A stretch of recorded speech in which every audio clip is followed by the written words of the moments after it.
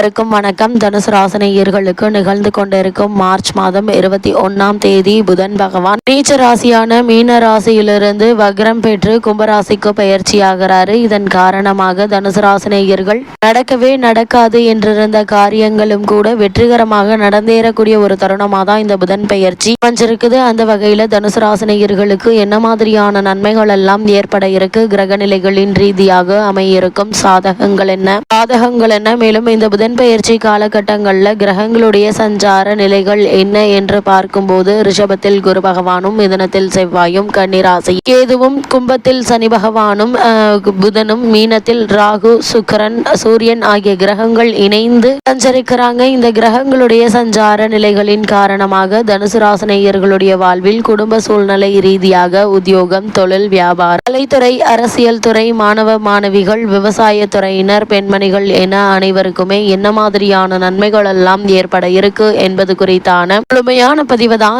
இந்த வீடியோல நம்ம விரிவா பார்க்க போகிறோம். அதற்கு முன்னாடி புதன் பகவானை பற்றி சற்று விரிவாக தெரிந்து கொள்வோம். புதன் பகவானை பொறுத்த வரைக்கும் வித்யாகாரகன், வித்தைக்காரகன் என்று சொல்வார்கள். அது மட்டும் இல்லாமல் பொன் கிடைத்தாலும் புதன் கிடைக்காது என்று சொல்வார்கள். அதாவது இந்த இடத்தில் பொன் என்பது செல்வத்திற்கான அதிபதி குருவை குறிக்கும். ஜாதகத்தில் குருவினுடைய பலம் இருப்பதை விட புதன் பலமாக இருக்க வேண்டும் என்பதையே சூட்சமமாக குறிப்பிட்டுள்ளனர். கல்வி, கலை, வித்தைகளுக்கு அதிபதி புதன் கிரகம். எந்த ஒரு விஷயத்தையும் கண்ணால் பார்த்தவுடன் அதை கையால் செய்வதற்கு புதனுடைய அனுகிரகம் வேண்டும். கற்றவர்களுக்கு சென்ற இடமெல்லாம் சிறப்பு. நன்கு படித்தவர்கள் கை நிறைய சம்பளம் வாங்குவதை கண்கூடாக பார்க்கிறோம். நம் வாழ்க்கைக்கு அடிப்படையான கல்வி செல்வத்தை வழங்குபவர் புதன் பகவான். அப்படிப்பட்ட புதன் பகவான் ஒரு விசித்திரமான கிரகம் என்றுதான் சொல்ல வேண்டும். காரணம், செவ்வாயை போலவே புதனும் இரு அதிபத்திய கிரகமாகும். ஜோதிட ஆச்சரியமாக மிதுனத்தில் ஆட்சி பெறும் புதன் ஆட்சி வீடான கன்னியில் உச்சம் பெறுகிறார். மீனத்தில் நீச்சமடைகிறார். அறிவு, ஞானம் இரண்டிற்கும் இவரே அதிபதியாகி படிப்பறிவு, பட்டறிவு இரண்டையும் மனிதனுக்கு உணர்த்துகிறார். விஞ்ஞானம், மெஞ்ஞானம் இரண்டிற்கும் காரணமாக திகழ்கிறார். அப்படிப்பட்ட புதன் பகவானை நாம் எப்படி வணங்க வேண்டும் என்று பார்க்கும்போது புதன்கிழமை என்றில்லாமல் நவகிரக புதன் பகவானை இந்த நாளில் வேண்டுமானாலும் வந்து வணங்கலாம். நவகிரகத்தை 9 முறை வலம் வந்து மனதார வேண்டியதெல்லாம் வேண்டிக் கொள்ளுங்கள். வேண்டியதெல்லாம் புதன் பகவான் தந்தருள்வார். அது மட்டுமில்லாமல் 6 லக்னங்களில் பிறந்தவர்களில் புதனின் வலு குறைந்து பலவீனமாக இருப்பவர்கள் சீர்காழிக்கு அருகில் இருக்கும் திருவெண்காடு எனும் ஊரில் கோவில் கொண்டிருக்கும்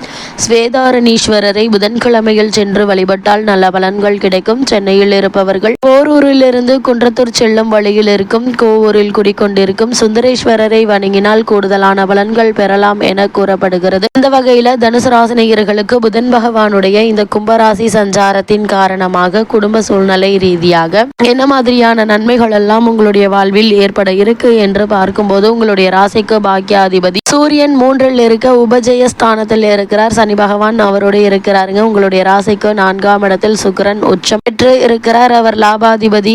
செலவுகளை அதிகரித்தாலும் வரவும் உண்டுங்க. அதனால நீங்கள் கவலைப்பட வேண்டாம். கடன் வாங்க வேண்டிய எந்த ஒரு அவசியமும் இருக்காதுங்க. அதே போல உங்களுடைய ராசிக்கு 3ல் சனி பகவான் ஆட்சி பெற்று இருப்பதால வேலை செய்யும் இடத்தில் நல்ல பெயர் உண்டுங்க. காரணமே இல்லாமல் உங்களுக்கு மறுக்கப்பட்டு வந்த பதவி உயர்வு, ஊதிய உயர்வு, உத்தியோகத்தில் கிடைக்க வேண்டிய சலுகைகள் ஆகியவற்றை தற்போது நீங்கள் தாராளமாக எதிர்பார்க்கலாங்க. மேலதிகாரிகளுடைய பாராட்டுதல்கள் உங்களுக்கு உண்டுங்க. அதே போல வேலைக்கு முயற்சி செய்பவர்களுக்கு சாதகமான ஒரு தருணமாக தான் இந்த புதன் பயிற்சி அமைஞ்சிருக்குது. சிறு முயற்சியிலேயே நல்ல ஒரு நிறுவனத்தில் நல்ல ஒரு ஊதியத்துடன் வேலை கிடைக்க இருக்குதுங்க. சுக்கிரன் நல்ல விதமாக இருப்பதால கலைஞர்களுக்கு புதிய வாய்ப்புகள் உண்டுங்க. அதே போல இக்காலகட்டத்தை பொறுத்த வரைக்கும் உங்கள் ராசிநாதனான குரு பகவான் உங்களுடைய ராசிக்கு 6ஆம் இடத்தில் இருப்பதால் உங்களுடைய பேச்சிலும் செயலிலும் கவனமாக இருங்க. வார்த்தைகளை விடாதீங்க. அதே போல் தேவையற்ற வாக்குவாதங்களை, பகை உணர்வையும் தவிர்த்து விடுங்க. உறவினர்களிடையே கருத்து வேறுபாடுகள் ஏற்படுவதற்கான வாய்ப்புகள் அதிகம் இருக்கு. தாயாருடைய உடல்நிலையில கவனமாக இருங்க. சிறு உடல் உபாதை என்றாலும் கூட உடனே மருத்துவரிடம் அணுகி அதற்கான சிகிச்சை எடுத்துக்கொள்வது மிக மிக நல்லது என்பதை கிரக நிலைகள் அறிவுறுத்துது. அது மட்டும் இல்லாம முக்கிய கிரகமான சுக்கிரன், சனி மற்றும் புதன் ஆகியோர் உங்களுக்கு அனுகூலமாக சஞ்சரிக்கிறாங்க. மற்ற கிரகங்களின் சஞ்சார நிலைகள் சாதகமாக இல்லைங்க. இருந்தாலும் இந்த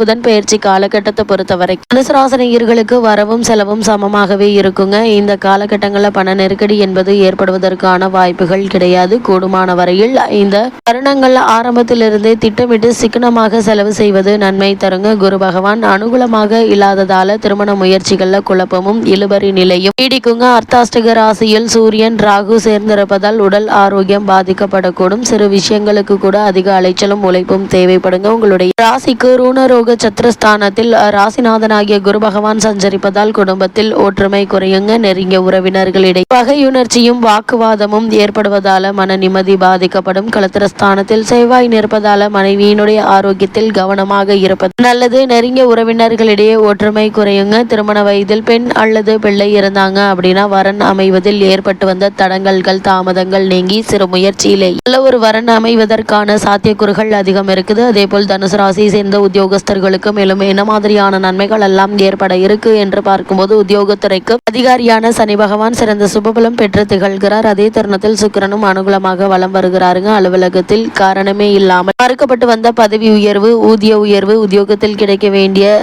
சலுகைகள் ஆகியவை இப்போது உங்களுக்கு கிடைக்க இருக்குதுங்க. மேலதிகாரிகள் சக ஊழியர்கள் உங்களுக்கு ஒத்துழைப்பாங்க. அர்த்தாஷ்டகத்தில் சூரியன் ராகுவும் அமர்ந்திருப்பதால பணிச்சுமையும் பொறுப்புகளும் சக்திக்கு மீறியதாக இருக்குங்க. ஊழியர்களுக்கு சற்று சிரமமான ஒரு காலகட்டம் என்று தாங்க சொல்ல வேண்டும். காரணம், முக்கிய கிரகமான சூரியன் மற்றும் ராகுவினுடைய நிலை உங்களுக்கு எடுத்துக்காட்டுது. ஜீவனஸ்தானத்தில் கேது அமர்ந்திருப்பது பொறுப்புகள் அதிகமாக இருக்கும் என்பதையும், அலுவலக கடமைகள் சம்பந்தமாக வெளியூர் பயணங்களும் அலைச்சலும் அதிகமாக இருக்கும் என்பதையும் எடுத்துக்காட்டுதுங்க. தொழில் மற்றும் வியாபாரத்தை பொறுத்த வரைக்கும் சந்தை நிலவரம் சற்று கடினமாக இருக்கக்கூடும் என்பது அர்த்தாஷ்டக ராசியில் சஞ்சரிக்கும் சூரியன் ராகுவினுடைய நிலை ருணரோக சத்ருஸ்தானத்தில் குரு பகவான் நிலை கொண்டிருப்பதும் தொழில் ஸ்தானத்தில் கேது இருப்பதும் எடுத்துக்காட்டுதுங்க. நியாயமற்ற போட்டிகள் அதிகமாக இருக்குங்க. உங்களுடைய பொருட்களுக்கு சந்தையில் எதிர்பார்த்த விலை கிடைப்பது சற்று கடினம் தாங்க. குருவினுடைய நிலையினால வங்கி மற்றும் நிதி நிறுவனங்களுடைய ஒத்துழைக்க மறுக்குங்க. கூட்டாளிகளும் பிரச்சனைகளை ஏற்படுத்துவாங்க. ராகு சூரியன் மற்றும் குரு ஆகியோருடைய சஞ்சார நிலைகள் குறிப்பிடத்தக்கது. அதே போல தனுசு ராசியை சேர்ந்த மாணவ மாணவிகளுக்கு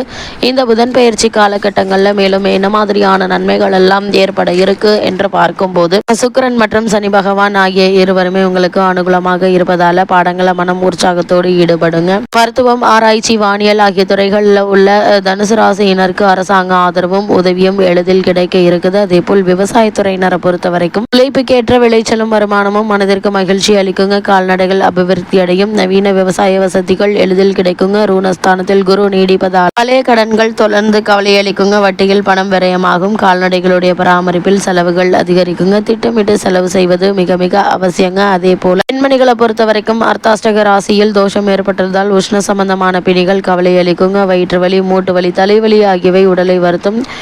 குடும்ப பிரச்சனைகள் கவலை அளிக்குங்க.